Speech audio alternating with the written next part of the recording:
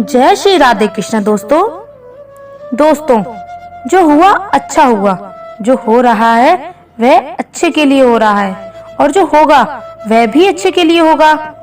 दोस्तों, हम अपनी सीमित बुद्धि से दुनिया को देखते हैं और जब भी बुरा समय आता है तो ईश्वर की योजना को समझ नहीं पाते हैं और जब हम दुखी होते हैं तो हम ईश्वर को कोसने लगते हैं और उनसे शिकायत करने लगते हैं और कहते हैं कि भगवान है। नहीं, अगर होते तो आज मेरे साथ ऐसा नहीं होता। जबकि हमें ईश्वर पर विश्वास रखते हुए अपना कर्म करते रहना चाहिए।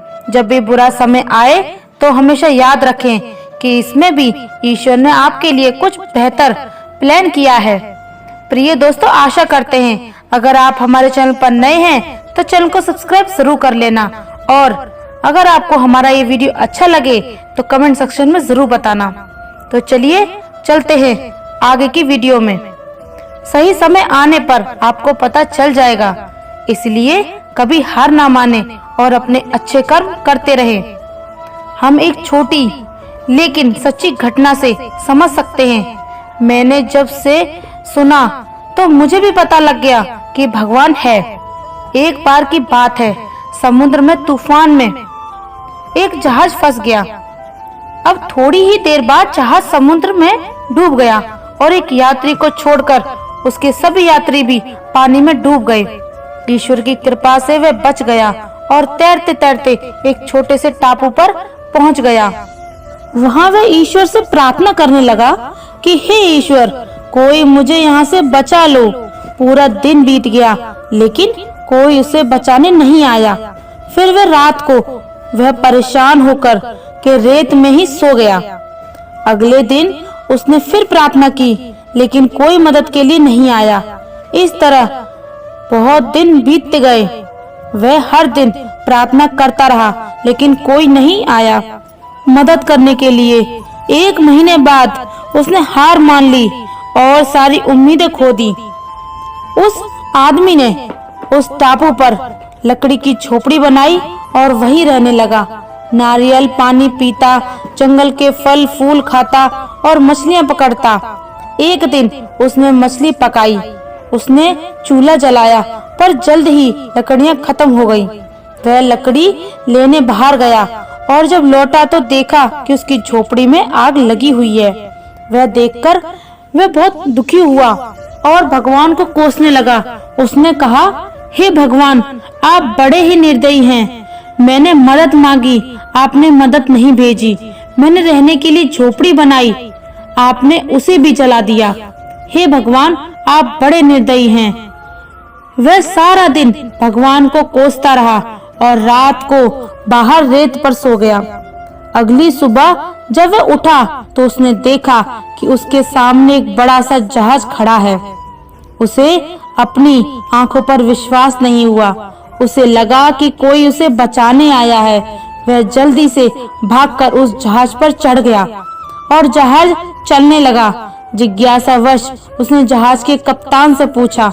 तभी उसे अपनी जलती हुई झोपड़ी याद आई और वह समझ गया कि कप्तान ने उसकी जलती हुई झोपड़ी को आग का संकेत समझ लिया था।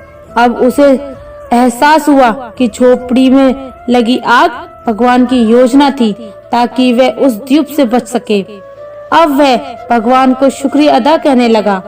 इसलिए भगवान श्री कृष्ण भगवत गीता में कहा गया है कि मनुष्य को सदैव भगवान पर अटूट विश्वास रखना चाहिए।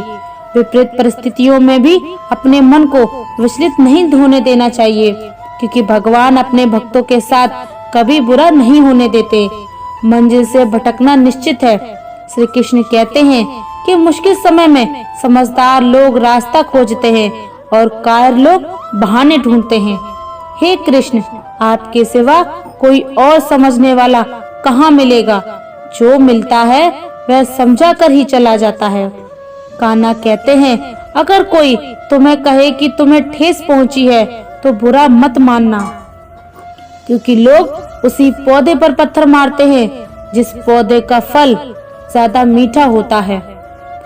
जिन छोटी छोटी चीजों के लिए हम इतना लड़ते झगड़ते रहते हैं, करोगे इन सब चीजों का कुछ पल ही लगते हैं शरीर को मिट्टी बनने में, और हम ऐसे लड़ रहे हैं जैसे कि हम हमेशा यही रहने वाले हैं। यहाँ पर हम खाली हाथ आए थे और खाली हाथ ही जाना है। फिर फालतू से लड़ाई झगड़ा किस बात का। अब आप खुद देख लो, अपने अपने आसपास भी देखा होगा कि लोग जमीन जायदाद के लिए लड़ते रहते हैं, जबकि उनको ये नहीं पता कि जब हम यहाँ आए थे तो अपने साथ कुछ भी नहीं लेकर आए थे। इससे अच्छा है कि हम अपने परिवार से, सभी लोगों से, आसपास के लोगों से प्रेम से, दया भाव से बात करें, उनके साथ अच्छा व्यवहार करें, क्योंकि वही साथ में जाने वाला है। अगर हम कर्म अच्छे करेंगे तो ही भगवान हमारा भला करेंगे।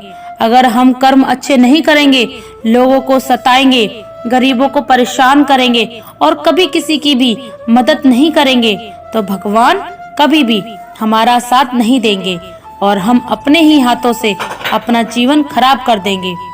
इससे अच्छा है कि हमेशा ही ऐसे काम करो जो कि श्रेष्ठ हो, और हमेशा अच्छे कर्म करो, और झूठ पर, पाखंडी लोगों का और अंधविश्वासों पर भरोसा मत करो।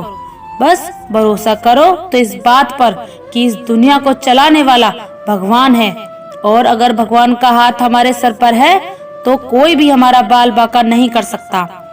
और जब भी समय मिले तब भगवान का शुक्रिया जरूर अदा करो कि उन्होंने हमें अपनी इतनी अच्छी जिंदगी जीने को दी है। वह हमेशा अच्छे कर्म करो। दोस्तों, कभी भी किसी जीव को मत सताओ और हमेशा शाकाहारी भोजन करो, क्योंकि मांसाहारी करना बहुत बड़ा पाप है। दोस्तों, पशु पक्षियों को भी तो जीने का हक है। अगर हम उनको काट कर खाएंगे तो इससे हमारा क्या भला होगा। बेजुबान जानवर कुछ भी नहीं बोल पाते और हम उनके साथ अन्याय करते हैं। ऐसा नहीं होना चाहिए, बल्कि जब भी हमें आसपास ऐसे लोग देखें जो कि जानवरों को खाते हैं तो हमें उन्हें समझने का प्रयास करना चाहिए और सारे जीव जंतुओं को बचाने के लिए प्रयास करने चाहिए। गीता में श्री कृष्ण ने कहा है, जो लोग तुम्हारी बुराई करते हैं और करेंगे, चाहे तुम अच्छा करो या बुरा, इसलिए शांत रहकर अपना कर्म करते रहो। निंदा से मत घबराओ, क्योंकि निंदा उसी की होती है जो जिंदा है। मरने के बाद तो सिर्फ तारीफ होती है। अर्जुन ने कृष्ण से पूछा, जहर क्या है? भगवान से कृष्ण ने कहा, हर वो चीज जो जिंदगी में आवश्यकता से अधिक होती है वही जहर है। फिर चाहे वह ताकत हो, धन हो, भूख हो, लालच हो, अभिमान हो, आलस हो, प्रेम हो या घृणा, जहर ही है। दोस्तों, किस्मत को कभी भी नहीं बदला जा सकता। भाग्य में जो लिखा है वही मिलेगा। अगर कोई चाहे लाख चाहे कोशिश कर ले। अब यह तो आपने भी देखा होगा, भगवान कृष्ण को और प्रभु श्री राम को उनके जीवन में भी कितनी विपरीत परिस्थितियां आई थीं। वह तो स्वयं भगवान थे, अगर चाहते तो अपनी परेशानियां दूर कर देते, लेकिन उन्होंने धरती पर जन्म लेकर मनुष्य की तरह ही कष्ट भोगे और उनका सही दिमाग से काम करा और अच्छे कर्म से उनको दूर भी किया। श्री कृष्ण सबके तारणहार थे, उनकी सभी आराधना करते थे, परंतु वे स्वयं अपना भाग्य न बदल सके। यदि श्री राम का जीवन कष्टों से भरा न होता तो वे हमें क्या सिखाते? भगवान राम हमें बताते हैं कि जब इस पूरी दुनिया को बनाने वाले भगवान इतने कष्ट सहन कर सकते हैं तो हम इंसान क्यों नहीं? अगर भगवान चाहते तो अपना जीवन बदल सकते थे, पर उन्होंने ऐसा नहीं किया। उन्होंने धैर्य और सूझबूझ के साथ उनको दूर किया। उन्होंने हमें धैर्य, गरिमा, सम्मान, अहिंसापूर्ण प्रेम, सत्य के लिए लड़ना और सब कुछ, बहुत कुछ सिखाया।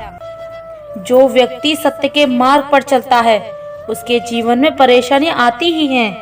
श्री राम ने भगवान होकर भी दशरथ के सामने वनवास को चुना, क्योंकि वह ये बताना चाहते थे कि माता पिता को भगवान की तरह मानना चाहिए।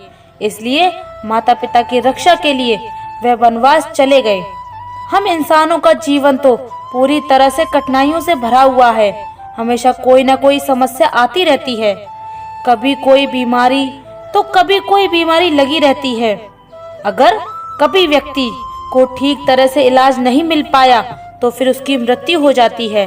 यह सब अकाल मृत्यु ही तो होती ही है। किसी का एक्सीडेंट हो जाना, किसी का जहर खाकर मर जाना, किसी का छत से नीचे गिर जाना, यदि यह सब अकाल मृत्यु ही होती है। अक्सर हम देखते हैं कि लोगों की आत्माएं भटकती रहती हैं। ये आत्माएं ज्यादातर कम उम्र के व्यक्तियों की होती हैं। कम उम्र की आत्मा के भटकने के पीछे यह कारण है कि वो लोग अपना जीवन पूरे किए बिना ही अपने प्राणों को त्याग देते हैं। फिर जितना समय उनको दिया गया है शरीर को धारण करने के लिए, वह उनको पूरा किए बिना ही चले जाते हैं और उनकी आगे गति नहीं हो पाती है। उनकी इच्छाएं वगैरह भी सब कुछ अधूरे रह जाते हैं, जिसकी वजह से वह भटकते रहते हैं। फिर जब उनका समय पूरा हो जाता है तब वह मुक्ति पा जाते हैं और भूत प्रेत से मुक्त होकर वह किसी जीव के शरीर में चले जाते हैं और फिर जन्म लेते हैं। यह सब यही तो दर्शाता है कि किसी भी व्यक्ति की अकाल मृत्यु का कोई भी समय निश्चित नहीं होता। वह आत्मा के बारे में गीता में भी यही बताया गया है कि आत्मा अजर अमर है। बाकी यही बात आत्मा के भटकने की, तो ऐसी बातों पर विश्वास नहीं करना चाहिए और भगवान पर भरोसा रखना चाहिए। दोस्तों, इंसान का पतन उस वक्त शुरू हो जाता है जब वह अपनों को गिराने की सलाह दूसरों से लेने लगता है। अच्छे लोगों में एक खूबी होती है कि वे अपने बुरे वक्त में भी अच्छे ही होते हैं।